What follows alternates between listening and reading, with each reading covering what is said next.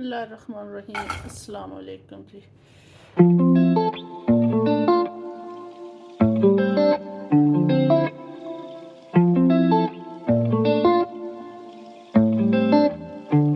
आज बन रहा है लैम।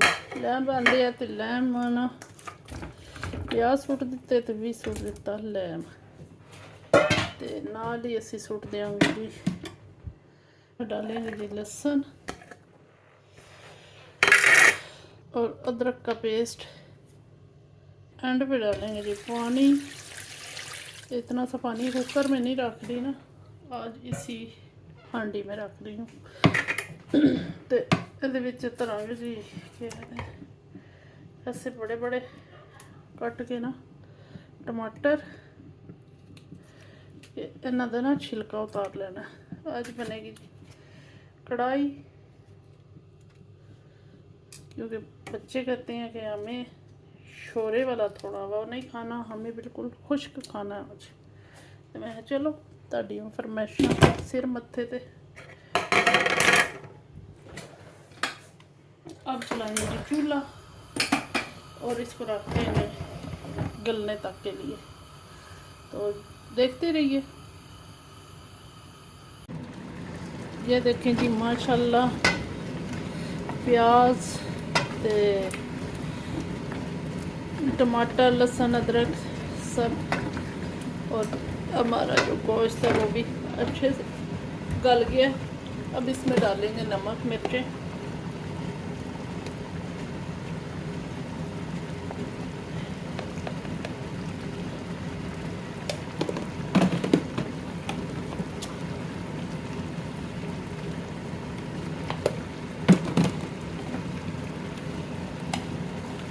गरम मसाला, धनिया पाउडर,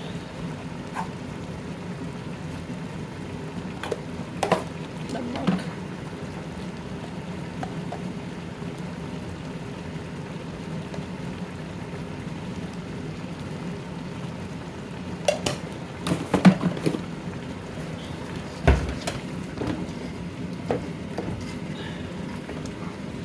अब इसको थोड़ा अच्छी तरह भुनेंगे।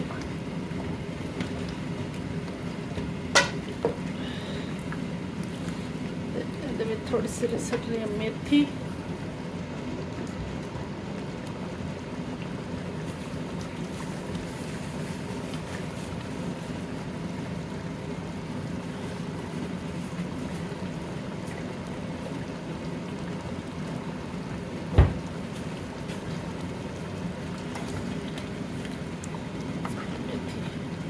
पिछले साल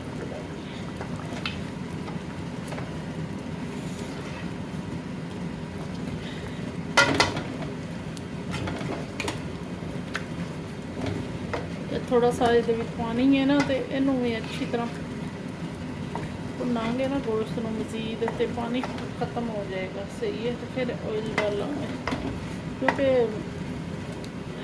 जो प्याज ने ना वो भी अच्छी तरह मिक्स हो जाएंगे।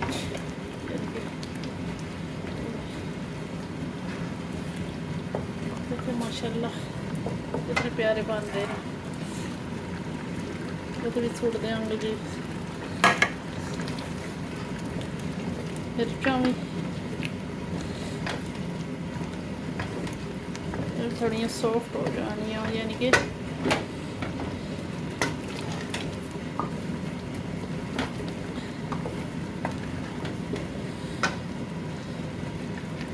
थोड़ी देर के बाद इसमें डालेंगे जी ऑयल।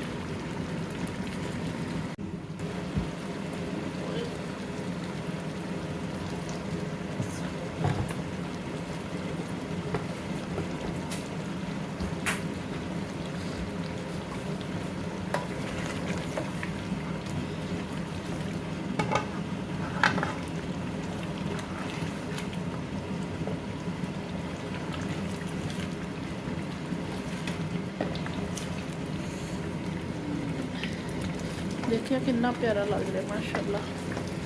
मसाले सारे घुल मिल गए ने ना, तो बड़ी नाइस खुशबू आ रही है। इन्हों खूब ना अच्छी तरह इसकी बनाई करांगे। फिलहाल इनू ना थोड़ा सा उतों ढक दईए, पानी दिए ना थोड़ा है ना तो वो छिट्टां ऊपर पड़ रही ने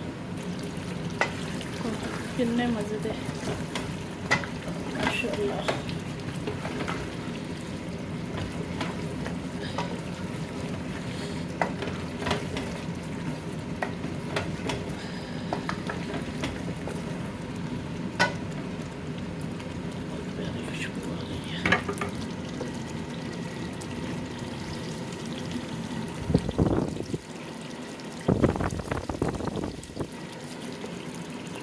अभी इसकी ना बुनाई भी आ रही है, इसको ना अभी और भुनेंगे अच्छे से।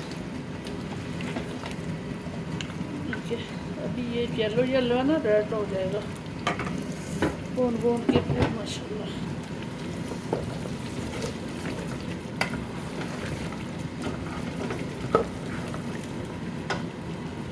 हमारी लैम्प कढ़ाई माशाल्लाह तैयार है, मज़ेदार। तो जिन्हें जिन्हें खाना है तो अपनियां प्लेटां लैके ते अपने नान ते रोटियां लैके ते आ जाओ, ठीक है जी। तो फिर ना कहियो कि मेरे हिस्से नहीं आए मेरे हिस्से नहीं आई, मैनू किसी ने दिती नहीं, मैनू किसी ने पूछया, मैनू एक बोटी मिली है।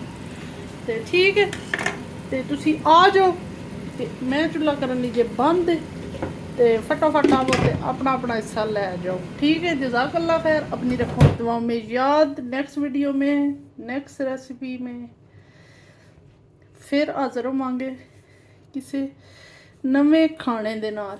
नवें कड़े ने रोज़ दे होई ने, अज के पकाइए उस सिस्टम में। तो अपनी दुआओं में रखो सानू याद, तो मेरे चैनल नू सबसक्राइब, लाइक, शेयर ते कमेंट करो। तो जे तुहानू वीडियो अच्छियां लगदियां ने तो थैंक यू। अल्लाह हाफिज़।